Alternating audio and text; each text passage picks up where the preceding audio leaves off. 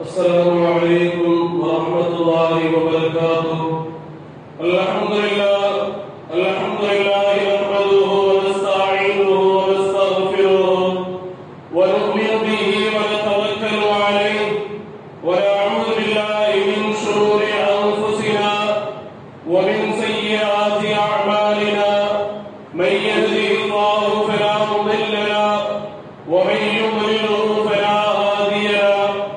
وأشهد أن لا إله إلا الله وحده لا شريك له وأشهد أن محمدا عبده ورسوله أرسله ربه بالحق بشيرا ونذيرا وداعيا إلى الله بإذنه وسراجا منيرا.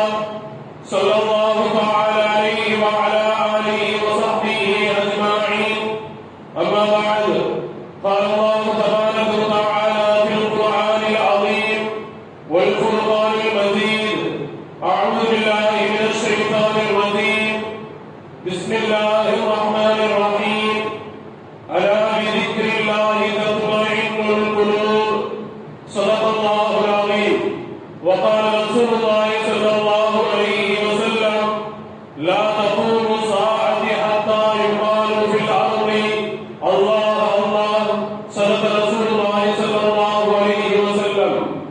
رب اشرح لي صدري ويسر لي أمري واحلل عقدة من لساني يفقهوا قولي.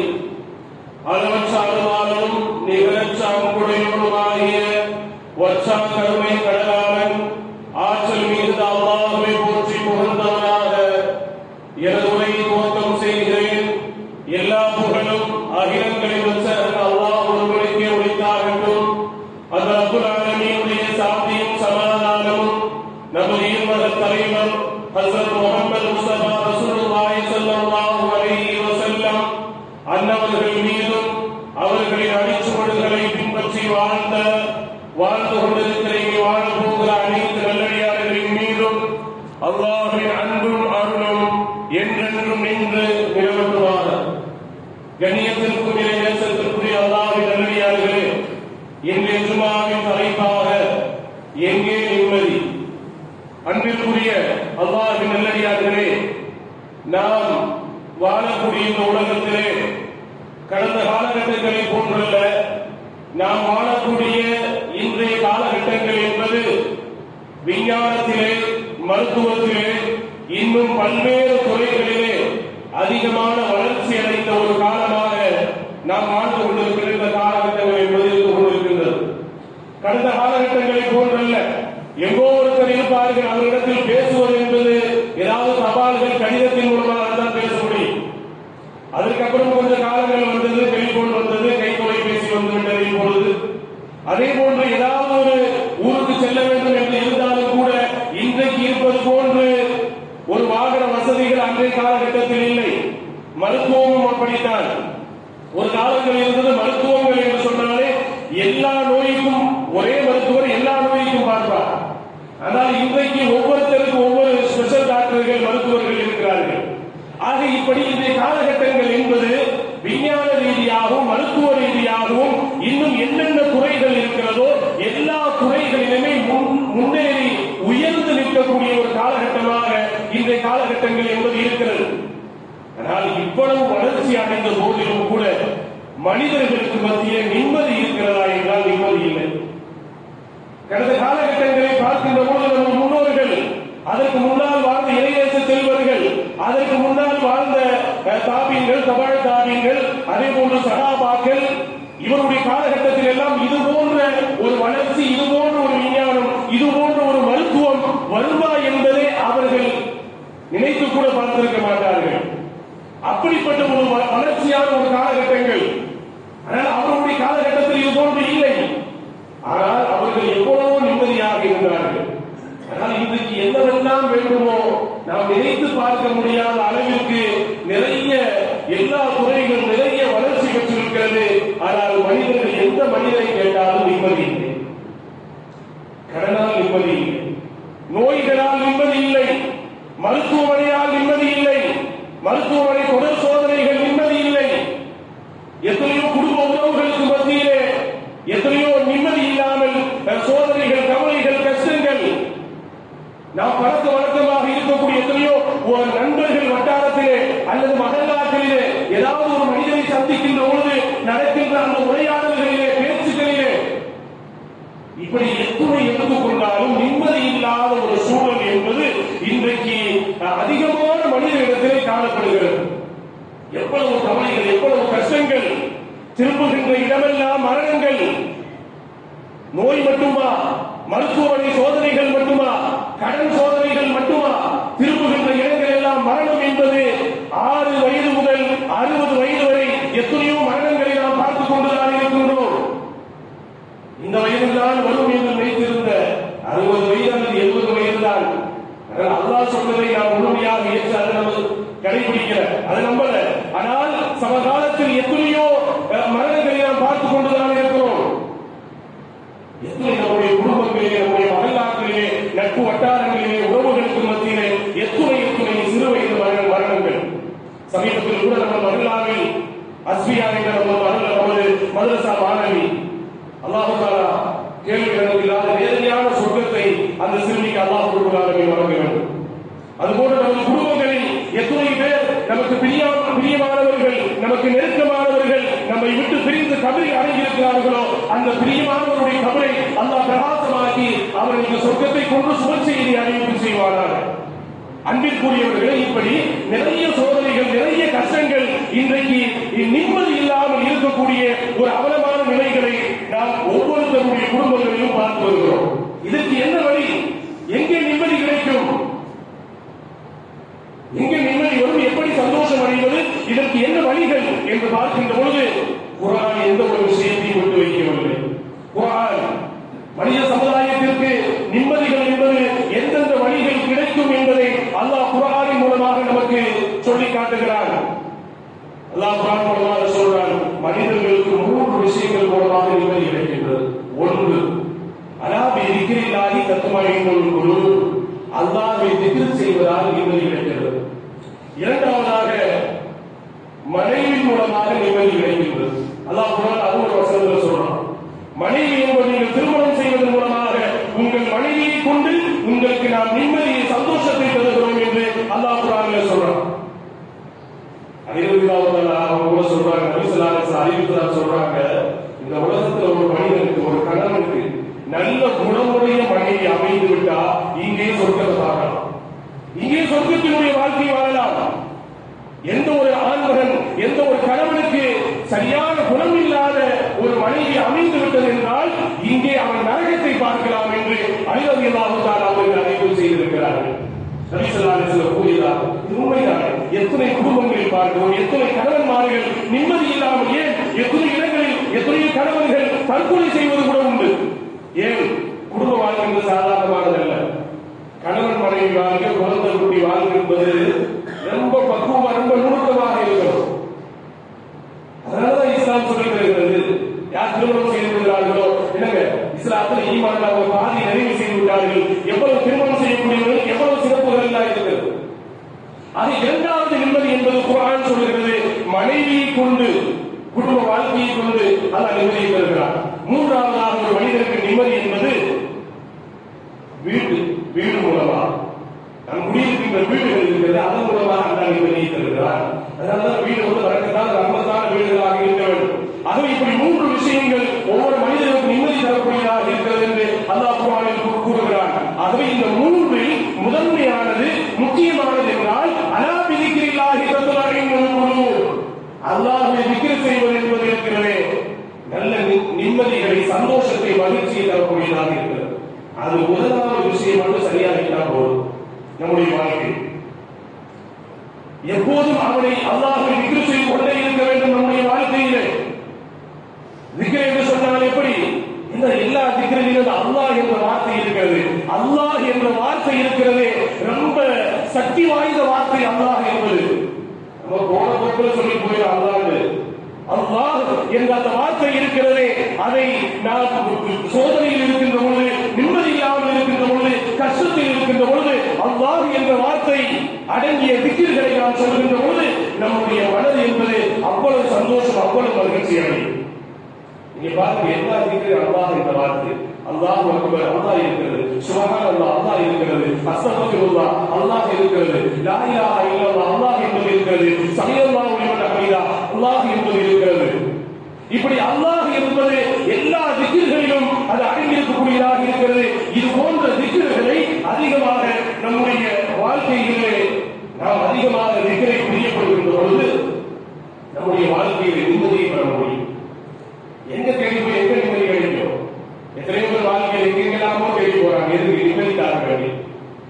மாசத்துல ஒரு டைம் அல்லது வருஷத்துல 2 டைம் அங்க போய் நிம்மதியா இருக்கலாம், இங்க போய் நிம்மதியா இருக்கலாம். நிம்மதி வெளியிருந்து எங்கேயும் கிடைக்காது. நிம்மதி நமக்குள் தான் இருக்கிறது. அல்லாஹ்வை நாம் நெருங்குவதால் தான் நிம்மதி இருக்கிறது. அல்லாஹ்வை நம்முடைய உள்ளத்தில் கொண்டு வந்து அவரை நினைப்பதில் தான் நிம்மதிகள், மகிழ்ச்சிகள், சந்தோஷம் என்பது இருக்கிறது. ஹஸரத் முஹம்மது ஸல்லல்லாஹு அலைஹி வஸல்லம் ஒரு முறை அபூ ஹுரைரா ரலியல்லாஹு தஆலா அவர்கள் சொல்கிறார்கள், அபூ ஹுரைராவே, உங்களுடைய நாவை எப்பொழுதும் ஈரமாக வைத்துக் கொள்ளுங்கள் என்று சொல்கிறார்கள். என்ன சொல்ல எப்படி சொல்லுகிறீர்கள்? அப்படி என்றால் அல்லாஹ்வை நீங்கள் திக்ர் செய்வதால் உங்களுடைய நாவை நீங்கள் எப்பொழுதும் ஈரமாக வைத்துக் கொண்டீர்கள் என்று ஹஸரத் முஹம்மது ஸல்லல்லாஹு அலைஹி வஸல்லம் அவர்கள் அபூ ஹுரைரா ரலியல்லாஹு தஆலா அவர்களுக்கு சொல்லித் தருகிறார்கள். என்றால் நம்ம மனிதன் பொதுவாகவே ஒரு மனிதரை பார்த்தாலே சொல்லிடும், முகத்தை பார்த்தாலே என்னங்க ரொம்ப சோகமா இருக்கிறீங்க, என்ன பிரச்சனை, என்ன ஏது என்பது. உடல் ரீதியாக இருப்பதை வெளிரங்கத்தில் இருப்பதை எப்படி வேண்டுமானாலும் சரி செய்து கொள்ளலாம். ஆனால் முகத்தை கூட எப்படி என்றால் அதான் சொல்வார்கள், அகத்தின் அழகு முகத்தில் தெரிகிறது என்று சொல்வார்கள். ஆக நம்முடைய அகத்தை சுத்தம் செய்ய வேண்டும். நம்முடைய அகத்தை சரி செய்தால்தான் வெளிரங்கங்கள், முகங்கள் என்பது அது சரியாக இருக்கும். அகத்தை எப்படி சரி செய்வது? அகத்தை சரி செய்வதுதான் அல்லாஹ்வை அதிகமாக நினைவு கூறுவது, அல்லாஹ்வை திக்ர் செய்வது, அல்லாஹ்வை நெருங்குவது. இதுதான் நம்முடைய அகத்தை சரி செய்யக்கூடியதாக இருக்கிறது. அல்லாஹ் சொல்றாரு, பதுக்குமே அது கொடுக்கும். நீங்கள் என்ன திக்ர் செய்ய, நான் உங்கள் திக்ர் செய்யறேன்னு சொல்றேன். அல்லாஹ் குர்ஆன் சொல்றாரு, நீங்க என்ன நினைவீங்கள், நான் உங்களை நினைக்கின்றேன். மலக்குமாரனுடைய சபையிலே என்னை திக்ர் செய்யக்கூடியவர்கள், என்னை புகழக்கூடியவர்கள், என்னை நினைக்கக்கூடியவர், உங்களை பற்றி நான் மலக்குமாரனுடைய சபையிலே பெருமை பாராட்டி பேசுவேன். பதுக்குமே அது கொடுக்கும். நீங்கள் என்னை திக்ர் செய்யுங்கள், நான் உங்களை திக்ர் செய்கிறேன். அல்லாஹ் சொல்கிறாரே. ஆகவே நம்முடைய வாழ்க்கையிலே எவ்வளவு நிம்மதி இல்லாமல் இருக்கிறோம், கவலையாக இருக்கிறது, கஷ்டமாக இருக்கிறது, சோதனையாக இருக்கிறது. எப்படிப்பட்ட கஷ்டங்களாக இருந்தாலும் என்னங்க அப்படியே அந்த சோதனையாக இருக்கிற நேரத்தில் ஒரு இடத்துல அப்படியே அமர்ந்துடும். அசைவு இல்லாமல் அமர்ந்து கொண்டு இறைவனை நினைக்க வேண்டும். யா அல்லாஹ், உனக்கு முன்னால் நான் அமர்கிறேன். இறைவனை நினைத்துக் கொண்டு அப்படியே அல்ஹம்துலில்லாஹ், சுப்ஹானல்லாஹ், அல்லாஹு அக்பர், அஸ்தக்ஃபிருல்லாஹ், அந்த திக்ருகளை இறைவனுடைய நினைப்பில் மட்டும் எந்த ஒரு சிந்தனைகளும் இல்லாமல் ஒரே இடத்தில் அப்படியே அமர்ந்து கொண்டு, அதில் குறிப்பாக பெண்கள் அவருடைய வீடுகளிலே தொழுகக்கூடிய இடத்தில் அமரலாம். ஆண்களை பொறுத்தவரை வசதிகள் இருக்கிறது. அல்லது நம்ம வேற எங்கேயாவது ஒரு இடத்துல இருக்கிறோம், கோபமாக இருக்கிறோம், சோதனை ரொம்ப கஷ்டமாக இருக்கிறோம், நிம்மதி இல்லாமல் இருக்கிறது, அப்படி பைத்தியம் பிடிக்கிறது மாதிரி இருக்கிறது. சில உறவுகள் செய்யக்கூடிய சூழ்நிலைகள், சில உறவுகள் பேசக்கூடிய பேச்சுக்கள் ரொம்ப காயப்படுத்திக் கொண்டே இருக்கிறார்கள். அந்த டென்ஷனில் இருக்கின்ற பொழுது, அந்த கவலையில் இருக்கின்ற பொழுது எல்லாத்தையும் விட்டுவிட்டு அப்படியே அந்த இடத்தில் அப்படியே கண்ணை மூட அமர்ந்து கொண்டு, யா அல்லாஹ், உனக்கு முன்னால் நான் இருக்கிறேன், சுப்ஹானல்லாஹ், சுப்ஹானல்லாஹ், அல்ஹம்துலில்லாஹ், அல்ஹம்துலில்லாஹ் என்று நாம் திக்ர் செய்கின்ற பொழுது நமக்கு அல்லாஹ் ரப்பல் ஆலமீன் நம்முடைய சோதனைகளை போக்கி அல்லாஹ் நிம்மதியை கொடுப்பார். இறைநேச செல்வர்கள் அவருடைய வாழ்க்கையை அனுபவப்பட்டு நமக்கு சொல்லித் தருகிறார்கள்.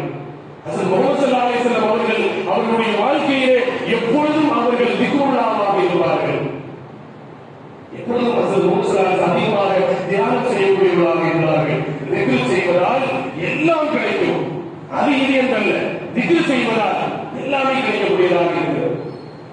அது சுப்ஹானல்லாஹ் என்ற ஒரு வார்த்தை, அல்லாஹ் அக்பர் என்ற வார்த்தை, இதெல்லாம் எவ்வளவு பெரிய சக்திகளை பெற்றுள்ளோம். அல்லாஹ் தற்காலி அவர்கள் சபையை அமர்ந்து கொண்டு சீடர்களுக்கு மத்தியிலே சிஷியர்களிடத்திலே திக்ருடைய மகத்துவத்தை பற்றி கூறிக்கொண்டு எல்லோரையும் திக்ர் செய்ய சொல்லி அப்படியே திக்ரிலே இருக்கிறார்கள். அல்லாஹ் தற்காலி அவர்கள் அப்பொழுது அன்றைய காலகட்டத்தில் அந்த மக்கள் எல்லாம் ஒரு பெரிய அறிவாளியாக, ஒரு விஞ்ஞானியாக பேசிக் கொண்டிருந்த அபூ அலி என்ற ஒருத்தர் அந்த பெரிய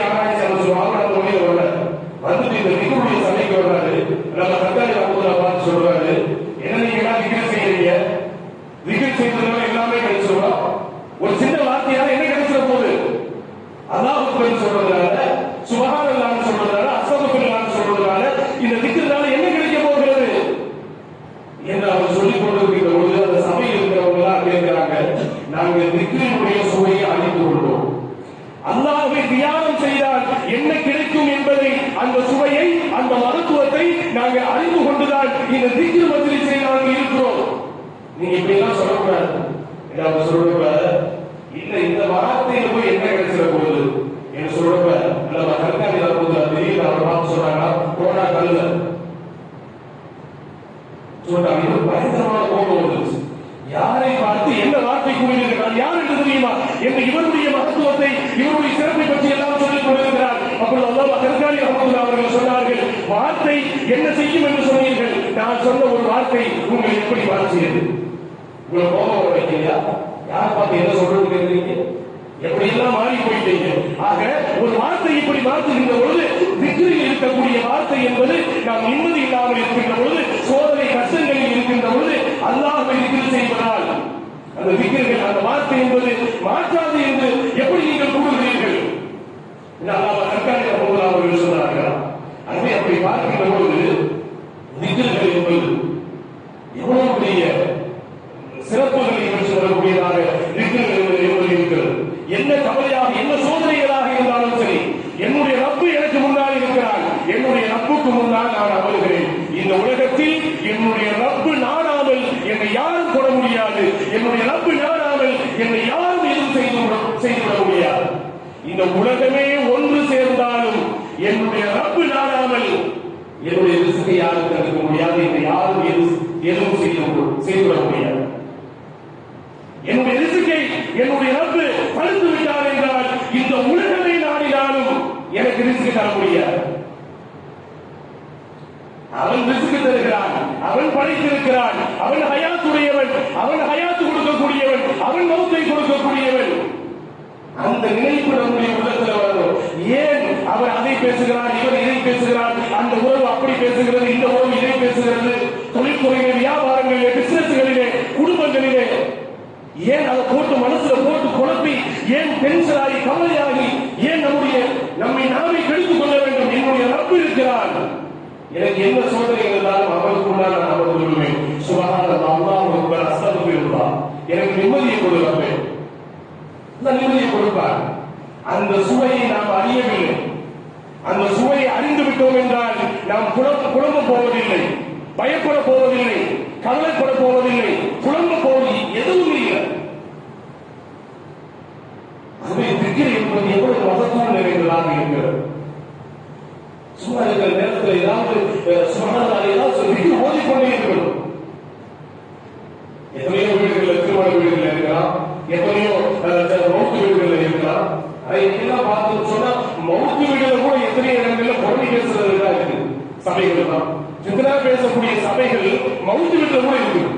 கல்யாண வீட்டில் தான் பேசுறாங்கன்னா அந்த மாதிரி இடங்களில் அமர்ந்து கொண்டு ஏதாவது யாசின் சூறா செய்யலாம், அல்லது ஏதாவது வாத்தியா சூறாவா, முழுக்கு சூறாவா, அல்லது எதுவுமே சூறாக்கள் தெரியலையா, திக்ர் செய்யலாம். எவ்வளவு நன்மைகள் இருக்கிறது.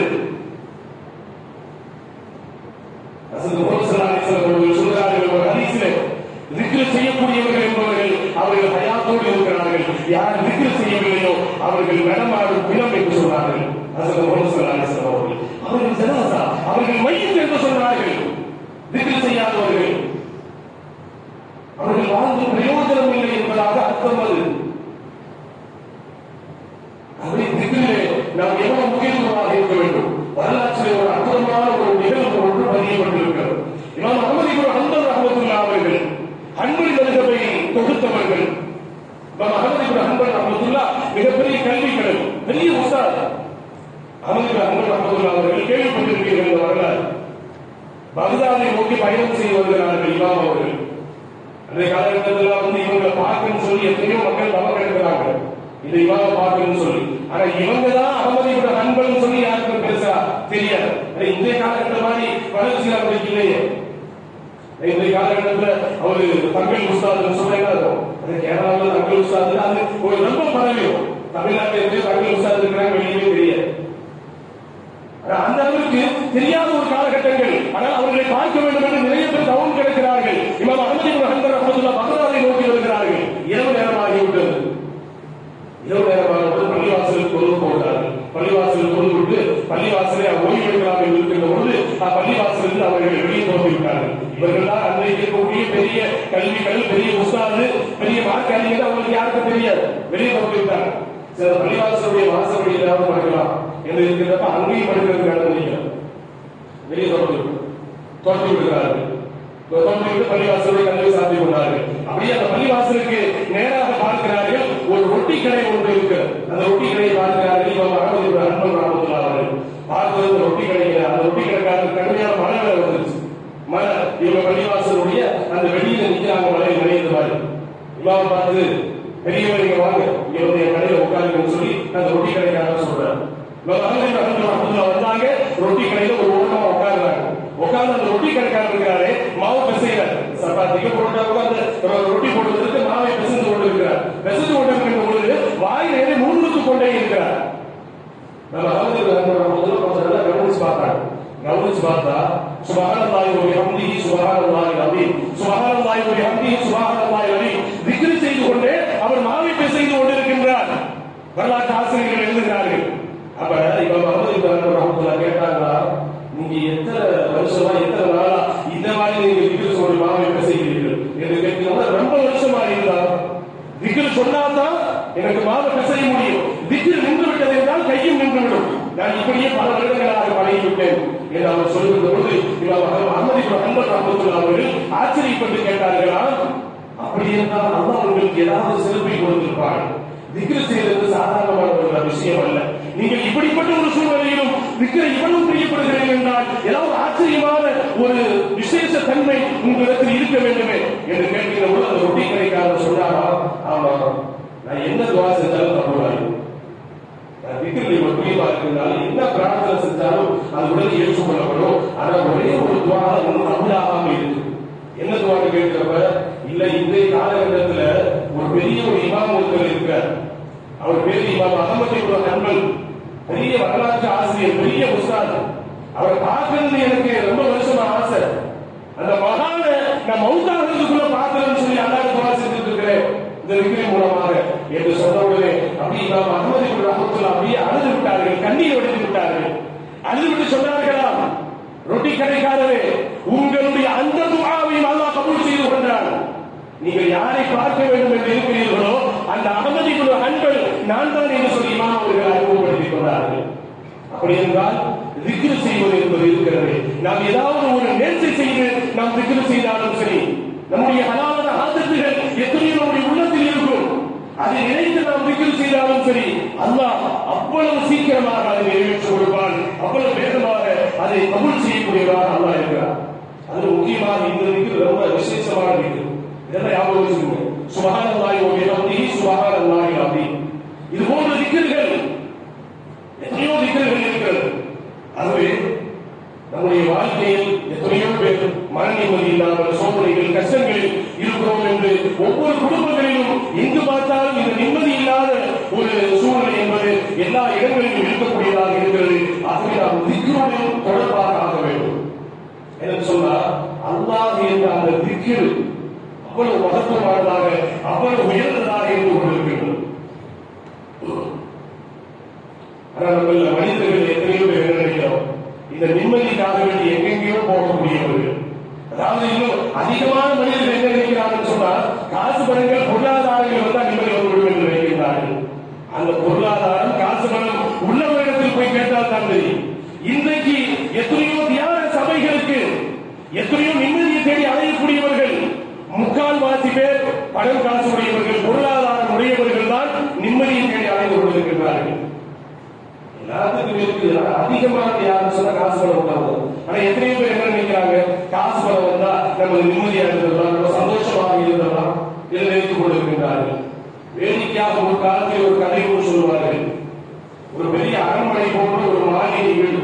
அந்த மாளிகை வீட்டில கணவன் மனைவி குழந்தைகள் வசித்து வருகிறார்கள். ஆனால் அந்த வீட்டில் நிம்மதி என்பது இல்லை. பொருளாதாரங்கள் என்பது நிறைய இருக்கிறது, ஆனால் நிம்மதி என்பது இல்லை. அதாவது பக்கத்து வீட்டில் ஒரு கூலி வேலை செய்யக்கூடியவர் தான். அவர் அவ்வளவு கஷ்டத்தில் இருக்கிறார். அதாவது அவர் ஏதாவது கூலி வேலை டெய்லி குடிவேலை செஞ்சா ஒரு 5 ரூபாய் கிடைக்கும். அந்த மாதிரி ஒரு நிலையில் இருக்கக்கூடியவர். ஆனால் அவ்வளவு சந்தோஷமாக இருக்கிறார். அடுத்த வேலை சோற்றுக்கு வழி இல்லை. அவ்வளவு கடமை ஏழையாக இருக்கக்கூடியவர். தினம் வேலை செய்தால் 5 ரூபாய் அல்லது 10 ரூபாய் இது போன்றுதான் கிடைக்கும். ஏதோ பழைய கஞ்சிகளை குடித்துக் கொண்டு சுகமாக மகிழ்ச்சியாக சந்தோஷமாக இருக்கிறார். இந்த அரண்மனை வீட்டில் இருக்கக்கூடிய வசதி வாய்ப்புள்ளவர்கள் அந்த மனையை பார்த்து கேட்கிறாங்க, எங்களுக்கு இவ்வளவு வசதி வாய்ப்பு இவ்வளவுதான் இருக்குது, இங்க பாருங்க ஒண்ணுமே இல்லை, குடிச வீட்டுல தான் இருக்கிறாங்க, இவ்வளவு சந்தோஷமாக இருக்கிறாங்க என்று கேட்கின்ற போது இந்த வீட்டு முதலாளி சொன்னாரா, இந்த வீட்டு பெரிய அரண்மனை வீட்டில் இருக்கிற முதலாளி அவருடைய நிம்மதியை நான் கெடுக்கிறேன் என்று சொல்லிவிட்டு அவருடைய குடிச வீட்டை தேடி போயிட்டு குடிசை வீட்டுக்கு போயிட்டு, ஏப்பா நீ எவ்வளவு சம்பாதிக்கிற, எனக்கு ஒரு 5 ரூபாய் 10 ரூபாய் சம்பாதிக்கிற, சரி 10 வருஷம் 95 ரூபாய் அவருக்கு கொடுத்து எது கொடுக்குறீங்க, 95 ரூபாய் இல்ல ஒரு அன்பளிப்பு மாதிரி வச்சுக்கப்பா என்று சொல்லுகிற போது அந்த 95 ரூபாயை அவன் வாங்கி வைத்துக் கொள்கிறான். வாங்கி வைத்துக் கொண்டு 95 ரூபாய் கிடைச்சா என்ன நினைக்கும்? பொதுவாகவே காசு பணத்துக்கு ஆசைப்படக்கூடிய பல லட்சங்களை சேர்த்துருவாங்க. அதை கோடியாக்கள் நினைப்பாங்க, அதை ரவுண்ட் ஆக்கள் நினைப்பாங்க. 95 ரூபாய் கிடைத்த அந்த பாமர ஏழை அந்த கூலியால் இதை ரவுண்டாக ஆக்க வேண்டும் என்று ஆசைப்படுகிறார். அன்றைதான் வேலை செய்கிறார். 5 ரூபாய் வருகிறது 100 ரூபாயாக ரவுண்டாக ஆக்கிக் கொண்டார். கஞ்சி குடிக்கிறது இல்லாம போச்சு. தினமும் அந்த பசியை கழிச்சு அதுவும் இல்லாம போச்சு. ரவுண்ட் ஆக்குன்னு சொல்லி அந்த 5 ரூபாய் அதுல போட்டு 100 ரூபாய் ஆக்கி வச்சுட்டான். கஞ்சி குடிக்க முடியல, பழைய கூட குடிக்க முடியல. இரவு போய்விட்ட படுகிற குடிசை வீடு அந்த 100 ரூபாயை தரமாட்டு கடையில் வச்சு கதவு யாராவது ஒரு இடத்துல போய் வாங்க, அப்படி இப்படி குழம்பி பதவி தூக்கம் இல்லாம தரமாட்டு கடையில் வச்சு குழம்பி கஷ்டப்பட்டு இப்படி இருக்கிறார். அடுத்த நாள் படித்தது நேராக போனார். அந்த பணக்கார வீட்டு அந்த முதலாளியிடம் போனார். இந்தாங்க உங்க காசு 100 ரூபாய் கொடுங்க, நிம்மதியை கொடுங்க. நிம்மதியா இருந்தா போதும், நிம்மதியா இருக்கு. இது எப்ப வந்து நிம்மதி போச்சு. ஆக வாழ்க்கையிலே நிறைய பேர் நிம்மதி என்றால் அது பணம் காசுகளில் பொருளாதாரங்களில் தான் இருக்கிறது என்று கருதுகிறார்கள். அது உண்மை அல்ல. வேண்டுமானால் இப்படி சொல்லலாம், பணம் காசுகள் பொருளாதாரங்கள் அது வந்தால் நிம்மதி வேண்டுமானால் போகலாமே தவிர நிம்மதி வராது. கண்ணியத்திற்குரிய அல்லாஹ்வின் நல்லடியார்களே, நிம்மதி என்பது, சந்தோஷம் என்பது, மகிழ்ச்சி என்பது எதில் இருக்கிறது என்றால் அலா பிதிக்ரில்லாஹி தத்மஇன்னுல் குலூப், அல்லாஹ்வை திக்ர் செய்வதிலே, அல்லாஹ்வை நினைப்பதிலே, அல்லாஹ்வை நெருங்குவதிலே நம்முடைய பேச்சு மூச்சு எல்லாம் திக்ருல்லாஹாக இருக்க வேண்டும். அப்படி திக்ரை நாம் அதிகமாக செய்கின்ற போது, அல்லாஹ்வை நினைக்கின்ற பொழுதுதான் நிம்மதி என்பது, சந்தோஷம் என்பது அதில் தான் இருக்கக்கூடியதாக இருக்கிறது. ஆகவே இன்ஷா அல்லாஹ் வரக்கூடிய காலகட்டங்களில் எத்தனையோ திக்ர்கள் இருக்கிறது. அதிகமான முறையில் திக்ர் செய்யக்கூடியவர்களாக நாம் ஆர்வமாக அல்லாஹ் நம் அனைவர்களுக்கும் நிரந்தரமான நிம்மதியை, சந்தோஷத்தை, மகிழ்ச்சிகளை வழங்குவாராக. ஆகவே அல்லாஹ் இந்த துன்யாவில் வாழ்கின்ற பொழுது நல்ல ஆரோக்கியத்தோடு வாழ்ந்து நல்ல ஆரோக்கியத்தோடு மரணிக்கக்கூடிய ஒரு நல்ல பாக்கியம் அல்லாஹ் நம் அனைவர்களுக்கு வழங்குவாராக. நம்முடன் வாழ்ந்து நம்மை விட்டு பிரிந்து கவலையில் அடைந்திருக்கக்கூடிய நம்முடைய குடும்ப முன்னோர்கள், பெற்றோர்கள், நண்பர்கள், உஸ்தாதுமார்கள் அனைவருடைய பாவங்களை அல்லாஹ் மன்னிப்பாராக. அவருடைய கவலை அல்லாஹ் பிரகாசமாக ஆக்குவாராக. அவருடைய சொர்க்கத்தை கொண்டு அல்லாஹ் சுழற்சியை அறிவிப்பு செய்வாராக. அவர்களுக்கும் நமக்கும் நாளை வறுமை நாளில் அல்லாஹ் உயர்ந்த அந்தஸ்தை வழங்குவாராக. ரப்பல் ஆலமீன் இந்த துன்யாவில் வாழுகின்ற பொழுது இந்த துன்யாவால் ஏற்படக்கூடிய அனைத்து விதமான பலாய் முசீபத்துகளை விட்டும், மோசமான திடீர் மரணங்களை விட்டும், கெட்ட வியாதிகளை விட்டும், மருத்துவமனை சோதனை